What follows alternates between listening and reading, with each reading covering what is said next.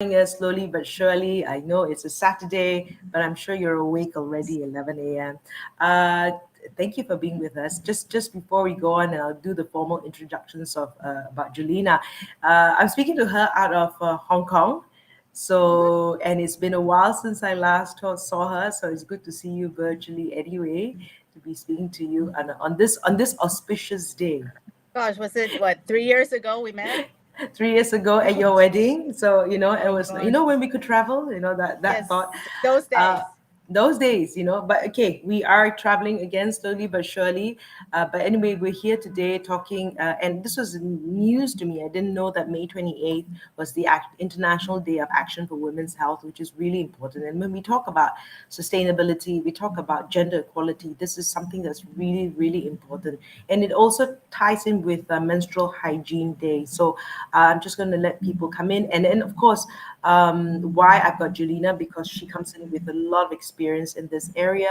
So if you have any questions as well, again, the usual, just put it in the chat, and then we will get to that as often as we will get to that. We'll get to your questions now. So today is May 28th, the International Day of Action for Women's Health, where activists around the world will take action, mobilize, and highlight demands towards the fulfillment of women's right to health. And it's scary that we're having this conversation, right? That women don't have right to your health, right? So this year, they're calling on everyone to once again assert the hashtag Women's Health Matters in mid crisis and global uncertainty. I think made more apparent during these last 2 years. I think like a lot of issues, whatever industry you may be in, the pandemic brought out these issues. Even in companies, right? They realize that Absolutely. their logistics isn't right. Everything, all these issues come to the surface now. Uh, Today, yeah, some of these impacts include loss of livelihood, increased unpaid care burdens on women and girls, heightened risk to gender-based violence, embarrassed to accessing essential sexual and reproductive health services, including safe abortion and post-abortion care. It's also, as I mentioned, Menstrual Hygiene Day, and this year's theme is making menstruation a normal fact of life by 2030. And it's something like, we're still taboo in so many cultures, but it's, if it wasn't for our periods, you wouldn't be around. Okay, so the objectives are to address the challenges and hardships many women and girls face during their menstruation, to highlight the positive and innovative solutions being taken to address these challenges, to catalyze a growing global movement that recognizes and support girls and women's rights, and build partnerships among these partners at national and local level, to engage in policy dialogue and actively advocate the integration of menstrual hygiene management into global, national, local policies and programs. So, as I mentioned, I'm here with Julina Halim. And Julina is trained from the Integrative and Functional Nutrition Academy and co created the Gentle Birth Project, which creates health programs and offers coaching to uncover health challenges that are hampering your performance in life, and is well versed in developing a health roadmap towards your best self. So, of course, I've spoken to you many, many times. It's a lot about the body. It's everything, right? And unfortunately, more things happen to women, and so there's a lot to unpack today. But perhaps I want to focus on how we can address menstruation okay. in the workplace, right? And before that, also, Julina, your history. You've always been in wellness. I think it was in 2010 where you were the health director at Yeah. Amex for Asia Yeah. Pacific. And the reason I want to ask you that, because it was 2010, over 10 years ago, what were the things that were brought up then? What was so radical then and now is commonplace, or some things that we haven't moved forward enough? Well, actually, there has been a lot of changes, and I'm really happy to see that. And like you said, to begin with, this whole women's health issue, I can talk about it for 3 days. There's just way too many things to talk about. We can But do okay, another one next month. yeah, Okay. another time. Workplace health. Now, I think 10 years ago, we were even just starting with the idea of workplace health, having workplace health as being a formal structure in the organization. Prior to that, I spent a few years in a consulting company designing wellness programs for companies. And that was still at a time when we're talking about 2008, 2007. Like, shall we have workplace health programs? How do we incorporate that into our daily office life? Right, Shall we have a vending machine that sells nuts? Shall we stop serving sugary drinks? A right. company that's regular lunchtime yoga program. Wow. Radical. I would, yeah, cool. And I'll say Google was amazing in implementing in a lot of these programs, way ahead of everybody else, right? And redesigning the office to have a chill area, to lounge area, and that was pretty much a starting point of Right. incorporating it as part of the office offerings. And Right. then we move a little bit towards, but then parents have children, Mm. so we should have parenting leave, and should men get parenting leaves, women get parenting leave, whose responsibility it is. And of course, you have companies adopting it at different rates, Right. right? So from there till today, that we're going Mm. to talk about very specifically, do men and women have extremely such different health needs Right. that we should have benefit programs tailored to that, Mm. even Okay. being able to talk about menstruation, menstrual health being a part of life. It's just really amazing that we still need to discuss whether or not menstruation is a part of Right. life, Right. right? Okay. Right. So, Right. And so, I mean, you think about it, it's a little over 10 years ago where we was just starting a conversation about having nuts in the office, and so that yeah, is a healthy alternative. So I guess we've come a long way, and and I guess in different parts of Asia Pacific, again, yeah. what priority it takes, and again, and there's a lot of societal expectations. So again, we're going to focus on menstrual health, and let me start by demystifying the issues around menstrual challenges. So for me, okay, I'm really fortunate that periods have been easy for me, right? I've had my period like clockwork, and I probably in my life been affected by menstrual cramps twice in my life in the teens, and that's it, Okay. right? So I, so what about you? Because like sometimes I can't sympathize, and that's terrible, right? Because I know hormonally, there'll be days where I'll be a little bit more aggressive than others, but then but generally I'm okay. Your story. Okay, you're a very lucky one. I'm Mm. jealous, super jealous. Okay. My, I have a more than 20-year struggle since my very, very first period. The first thing I ever remember when I had my very first day was extreme cramp, throwing up for hours. I'll turn pale. I fall asleep. And then I wake up an hour later. Then I'm fine. Then I can Okay. go back to life. And as I got older, the cramp persisted, and then I had, I guess, and then there were more hormonal issues. They become more emotional issues. That Mm. I get really angsty and anxious and all that. And for the longest time, I didn't understand what's going on. And I did see a doctor in my early 20s because Mhm. I just can't deal with this every month. Mm. Um, what was told to me was that my uterus was not in an upright position, or Mm. some position, he explained to me then. Um, Either I take painkillers every month or have a baby to pull the Okay. uterus back in position. And I was like, Okay. I'm 21. I'm going to grad school. I don't think this will be my immediate Right. solution at this point. So Right. yeah, that's, and the rest of my life it's Right. painkillers, and sitting at the office going, I hope nobody noticed this.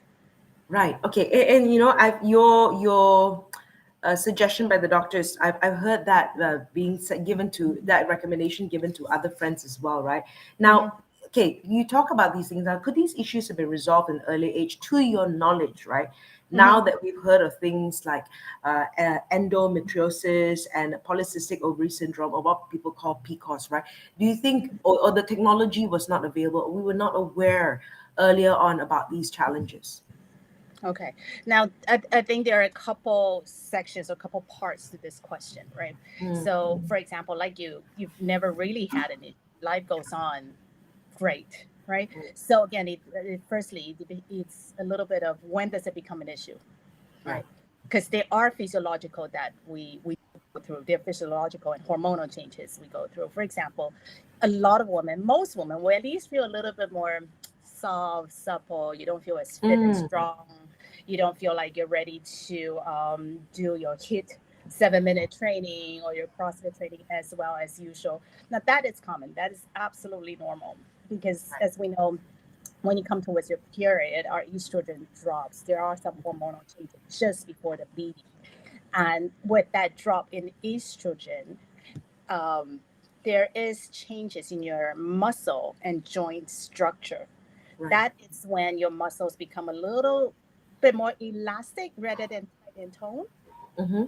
and your joints, your muscles are strong, but they're not tight. Okay. And your joints become a bit more supple. They're a little bit even more elastic, your tendons, your ligaments. Why? Because you're preparing to get pregnant. You're preparing. And for those of you who have been pregnant, you will understand your bone structure changes, your whole body posture changes as the baby grows.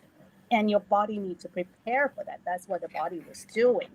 Right. And then you don't have the baby, pum pum, everything goes back to normal, right?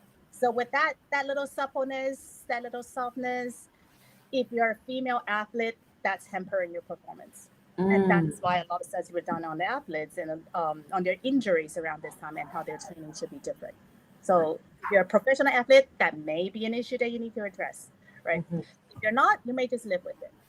Okay. And secondly, the emotional part of it. Some people Hmm. feel emotional up and down, some women don't. Some people would have, and I had, when I was younger, it was a little bit more extreme. It does affect my relationship at work or at home because for Hmm. no reason I would act up. And I know I was acting up, right? And Yeah. that has to do, and what we believe that it has to do with the serotonin changes Right. while the estrogen. And that's another thing. How much does that affect your work and how much it control and blah blah blah. That's another level of how much is impacting you or it's not impacting you. And the last thing is there is pathology, like you said. Right now Mm. we know that there's endometriosis, fibroids, pelvic inflammation disease, PCOS, and hormonal issues, and these are pathological. Right. And if we can detect them, people recognize that I shouldn't be feeling this bad. Have it Right. checked, have it identified.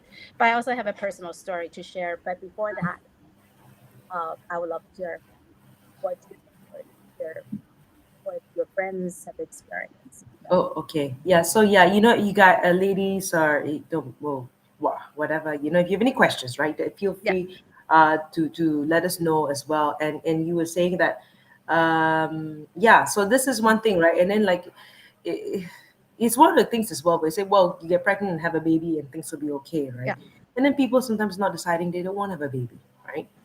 yeah. So what do I you do then, wasn't ready right? for a baby at 21. Right. You're still not ready for baby now. True. Okay. Now, okay. So the reason why we're going to connect it back to the workplace is results from a 2021 survey from the Victorian Women's Trust and Circle In, an HR software provider based in Melbourne, showed 70% of the 700 respondents didn't feel comfortable talking to their managers about how they could accommodate the menopausal symptoms, which often include heavy periods. 83% said their work was negatively affected as a result, and this tends to be exacerbated in the absence of a menstrual leave scheme. So, what are the implications on physical and mental health? And you've got people who just say, "Get on with it," and this is such a real situation because I can't say it's because of this. So, what do you do then? Okay. Now this is where we're gonna get a little bit more serious because there's so much involved. I have to take myself away a little bit as a practitioner because as a Mm. practitioner, I look at the ultimate well-being and what's best for my client, well for my patient. That's what I'm searching. But in when it comes to the workplace, we have to balance between the organization's needs and the individual's needs. And let's start with understanding that there is an ultimate win win here. And that Mm. ultimate win win is when both individual and the organization are fulfilled, engaged, and productive. That's what everybody wants, right? We want to go to work and we still want to start working, feeling that we've fulfilled our purpose. We realized ourselves. We did something good. That's the ideal situation. The company's in great performance. Everybody's happy. That's the win-win, right? Then from there, we okay to help everybody be engaged, productive, and blah blah. We started to have benefits, HR policies, and things around that to support individuals working in the organization. And we came up with sick leaves. Right. Yeah, what is the sick leave? Sick leave. It's an agreement. That's what I think between the organization and the employee, and Mm. say, let's not come to work when you're not well. Right, right. And so, I mean, like this part of the world, when you say you're sick leave, they still say, well, where's the medical chit, right? And sometimes The sick leave is just like, I don't need to see the doctor, but I just need to Yes. rest, right? So Yes. that's also one thing that we've not got to be too archaic in our thinking, and sort of leads to my next question, right? Yeah. Is menstrual leave slash sick leave the solution? And sometimes you don't need a physical, medical, because maybe you're not well enough to get to the doctors, right? And I'm just going to put on the HR hat and say women will abuse this, you know Okay. sort of, you know what I mean? So your Yep. thoughts around Yep. this? Yep. Yeah. Let's go back to the sick leaves and see how we come to this. Are we abusing it? Will women abuse it? Kind of topic, right? So now we talk about sick leave. Okay, so it's menstruation discomfort, a sickness. Does it qualify under sick leave? Firstly, like you said, yes, there are a lot of companies, a lot of cities. I know major cities that still requires a sick leave slip from the doctor. A doctor needs to write you to a note. But also, not a lot of organizations, thank goodness, have say 5 days, 10 days in a year where you don't need to provide a slip, right? So there is that flexibility. Now, is menstruation is a sickness? And when I was preparing for this question, and I did prepare, that is really interesting. I found a definition actually written 40 years ago. 40 years ago, Professor Marshall Marinker said he defined disease, illness, and sickness. Right, disease is pathological. You have an Right. infection. It's cancer. Is some deviation from your biological form. Illness is a feeling that I don't feel well enough. Mm, Like I can't be who I am. I can't mm, do what I do. Sickness, it's actually an agreement, a negotiation between me and you, and said, right. I am not well. I cannot be who I usually am to you. I cannot perform. So we agree that we are sick. And once that agreement is there, the society or the community is prepared to recognize and sustain and help this person out. Mm, So okay. sickness is where people accept that, oh, I'm sorry, what can I do to help? Right? Okay. Now, menstruation. We've talked about the physical impact, the emotional impact, the pathological um, causes or triggers that are involved and that can be involved. Mm, When do you call it a sickness? Right. We've right. seen Right. such extreme positions. I used to be paralyzed for at least 4 hours on my Mm, first day. And I know it's a 4 to 6 hour ordeal because I had mm, it all worked out as mm, long as I for 4 hours.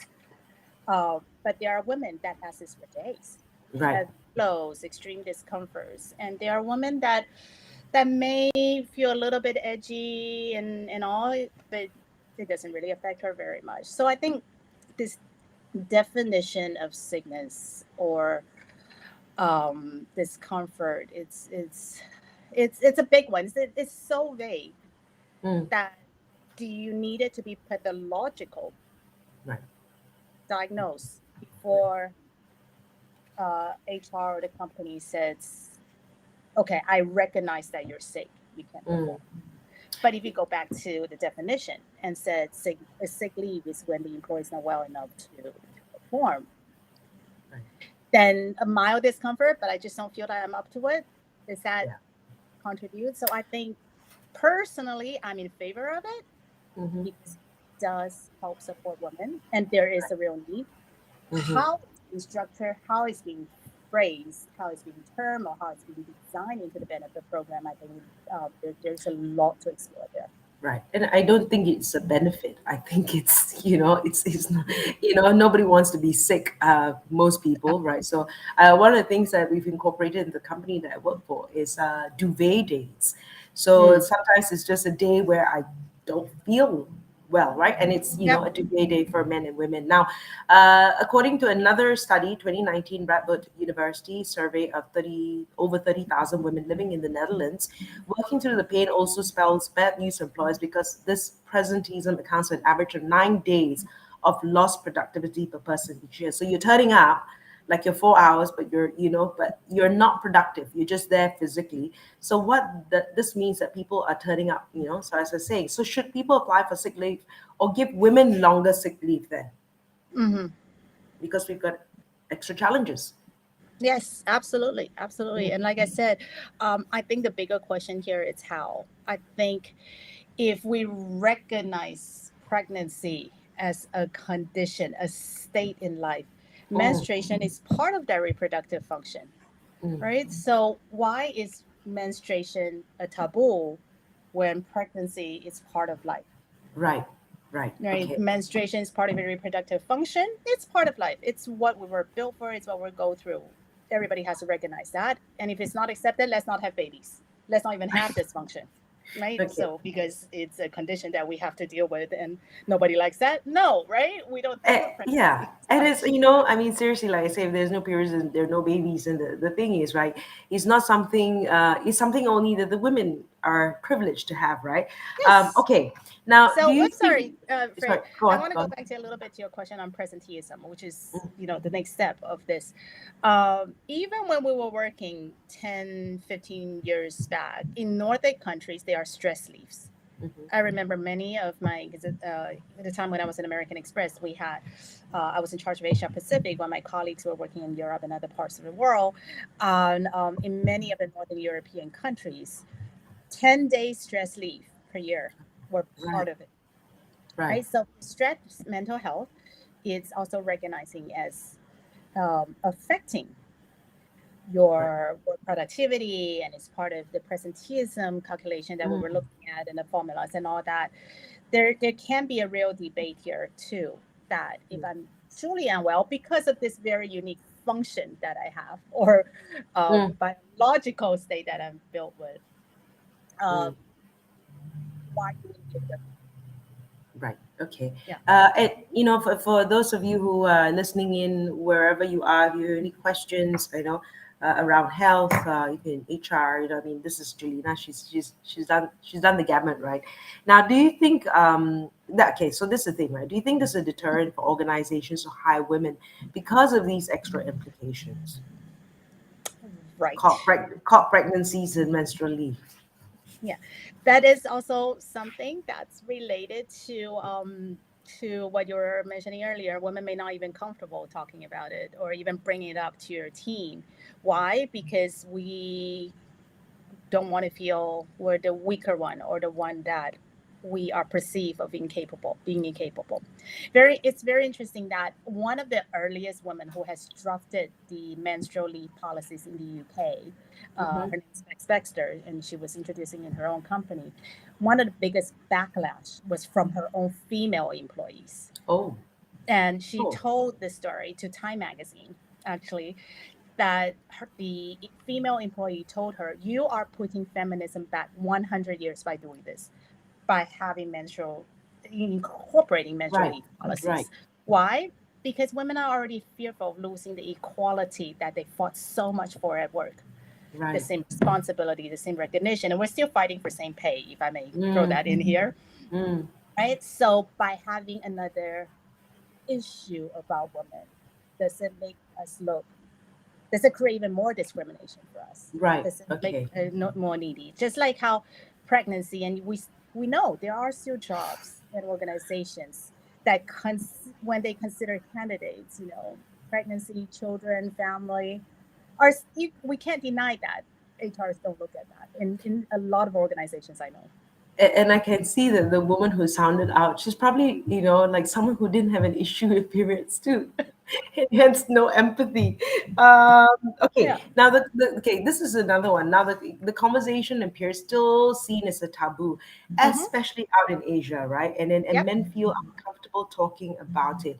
And I mean, this is comes back to culture and religion, right? Yeah. Where you're not supposed to turn up because in prayers places of worship because you period, right? So Yeah. what can we do in the workplace to make it part and parcel of everyday conversation? Because I know, especially men, right? It's difficult for them to talk about it. It is. It is. It absolutely is. And I asked myself, if I had to do this today, after this conversation you and I have, if I Mm, work at a workplace, on the day that I'm my first day of period, when I'm obviously not extremely mm, functional, will I go up to my male colleague or right. boss to say, "I need a menstrual leave today"? Sorry. Okay. Yeah. Would I do that? It's that time of the month. Okay. And look at that. If you listen to me, I just said sorry. I Right. apologize for it. Right. Okay. right? So I think internally there's a lot of vulnerability involved in both sides, really. Mm, mm, Like, I'm sure you're familiar with Brene Brown's book. She talked about a lot of this vulnerability, right? So has the society or the culture, the history, religions made us set up a notion that this is something to be shameful or guilty about? right. So, okay, I'll tell you one of the things that I do actually when I'm in the workplace, right? When I have to, and I have to, change my period, my pad or my tampon, and people, women usually sort of wrap it in a bag and sort of discreetly go to the toilet. I don't bother, right? Right. And it's that time month, right? And so, and I know this is, maybe a shock for some, but it's like, it is a time month. I'm going to the toilet, I'm going to change. And, Yeah. and so I don't want to make it so conversations with my son. This is where I want to change it in the household. So he Yeah. knows I've got it. And I just say, well, I said, if it wasn't for this, you wouldn't be around, right? So There we go. I want to make it, it's a normal conversation. I'm a woman and this is what happens. And you're gonna maybe one day get married, and then you're gonna have this is the thing that's gonna happen in life, right? Okay, so anyway, I've got a couple more questions for any of Yeah. you who've got any questions as well. Just send them through. I know one of the things that you actually talk about, and I maybe it connects back to this topic about menstrual health, is your gentle birth project. Yeah. Okay. Now, the Gender Birth Project started was as an education program, really, between a couple women's, me, Carolyn Anthony, who is really the pioneer of Pilates movements in women's health, pelvic floor health, your pelvis, your spine, and all that, and Hannah Halim, who is an expert in massages, traditional treatments, Not your sister. and herbs. Not my sister, Halim, but not my sister. Woohoo! Yeah. So we create a lot of educational materials, programs, because in the study of women's health, postpartum is really an extremely important reset period. And I can almost always argue that it goes back to preconception health and all that, but that's another story. But within the program, we created exercise programs, nutritional programs, and a lot of home care products for women who don't have the luxury to have that postpartum confinement support like we have in a lot of Asian cultures. So we've Right. done a lot of deep dive. Science had helped us understand that a lot of these things that our grandmothers used to do Mm, mm, right. are sound. There are scientific reasons behind it and why they're useful. So we repackage that, make them into things that are much more accessible for everyday women, really. And we can tell you all about why binding is good and important. And Mm, probably 80% of the women out there, or the bindings that the binders that you see selling out there, are just are just wrong. Lack of a right. better way of Right. saying it. Right. Wrong understanding, wrong way of implementing. Okay, and it's actually, yeah, and I'm all about that as well, because there's a lot that her body has gone through, and the women like have extra parts, and these Yeah. are things that the body has gone through a lot in. It's 10 months, really. 40 weeks is about 10 months. Yeah. Mine overstayed by a week. And there's a lot that the body goes through. There's a lot when the body, when the baby leaves, so it's not about, and it's not about, there's no such thing as confinement. There's just a lot of healing that the There's body has to go so through. much changes that the body Yes. goes through, and imagine if Hormonally. you break Yeah. a wrist, Right. Right. you put a brace to it, Yeah. right? You break a leg, you rest and heal. Mm-hmm. This is not one accident. It's Right. 10 months of physiological changes, digestive changes, structural changes, and probably another 10-20 hours of labor. Yeah. It's a major surgery that the body Right. did. Yeah. And postnatal, right? Postnatal depression, you hear these things as well, and that's the hormones. And everybody, I believe, I think every woman goes to what degree and to what. I Mhm. remember just being this protective bear, uh, you know, screaming at my mother and mother-in-law, and just like things that it's not just like that, right? There's a lot that goes through, and Yep. even with all that support, you still feel like, um, you still feel like it's not enough. But Yeah. anyway, this is if you guys have any questions around menstrual health, because it is Menstrual Hygiene Day and also International Day of Action for Women's Health, do let us Yeah. know. But also any other things that you might be interested in terms of your body and all that, Julina's, but then maybe we can do another one again based on feedback. But if there are no questions, I hope you've at least all been enlightened about this, and know that today, May 28th, International Day of Action for Women's Health, hashtag Women's Health Matters. They do. And of course, Menstrual Hygiene Day. And Julina, any last words before I say bye bye to you until we meet Okay. again? I think the only way, really, truly, the only way is keep talking about it. Keep Right. talking about it. Keep bringing it up front. And like what you did with your son and in the office, it's the best thing that every single woman can do to start changing this conversation, Demystifying it. demystifying it. It is part of life. And just a note there, a word of caution that I'm not discounting that man has Yeah. their set of needs too, right? Yeah. Yeah. We can have times to talk about their anatomy, their needs, their Mm, physiology, or biology. But mm. today, being mental, well, Yes. such an important day to take action for women in a menstrual hygiene day, and we want to focus on women. We Right. feel that there are a lot of women that are still not ready to talk about it. So talk about it, Mm. bring it out there. That's really the way we can start changing things. Right. Thanks, Rina. But very important point that you brought up there. Like issues with men as well, and they don't talk about it, which is even there are challenges, and I Yes. think when we start talking about it, demystifying it, there is no, what was it that someone shared this story with me? Like when there's a child worried about a monster under the bed, and you look under the bed, actually there's no monster, but you have to put it out in the light and start talking about these things. Yes. So thank you, Julina. Good to see you again. And of course, you can also put up some comments if you're watching this later. You can put it in. You can ask your questions, and of course, Julina can answer you. You know, on the keyboard. But if you like, Yeah, Freda would have a lot to share too, so we love to hear from you. Freda and I will always be here. I think we're huge advocates for women speaking up, taking charge of your life, taking charge of your health, taking charge of your body. Yeah. And speaking of which, for those of you who are in Malaysia this afternoon, I'm just around with Women Empowerment Day. We're having working with Batik Boutique, which is a social enterprise. You can see it on my LinkedIn. There you can we're bidding to for auction items, or you can physically go to the Batik Boutique, which is at the Heritage Row, starting this afternoon. 2 afternoon of fun and just meeting with a lot of people. Anne Tam from Ace Adventure is going to be there. She's the president of Women of Global Change KL. So what we're doing there is we're planning to raise 15,000 ringgit, so that they can buy sewing machines. These are the women with Batik Boutique, so sewing machines, so that they are actually empowered to do more work, right? So we're not giving them handouts, but also washing machines, because a lot of them actually spend a lot of time still hand washing clothes, which is not Wow. productive use of your time. So Yeah. this is what we're doing this afternoon. So if you're there, if not, there's a Google form you can see, but below that you can actually sort of bid and get something. There's an auction going on, and we're raising funds so that we're empowering them to work. So on that note, thank you again. Have a lovely weekend, everyone, and thanks, Julina. Take care. Thank Bye. you. Take care. Everyone, go Bye. join Fred this afternoon. Bye.